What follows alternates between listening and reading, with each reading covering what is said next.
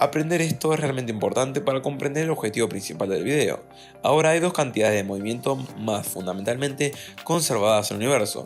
Por un lado tenemos energía y luego impulso por el otro. Por esta lógica podemos deducir que todos los movimientos se conservan, incluso el angular. Entonces está bien, se conserva el momento angular o de rotación. ¿Qué implica eso? Digamos, por ejemplo, que tienes un trompo que gira perpetuamente, no se detiene, simplemente sigue girando y girando, por lo tanto no puede realizar mediciones en él de la forma que desee. Ahora digamos por ejemplo que mides el momento angular de esta rueda giratoria en un momento dado.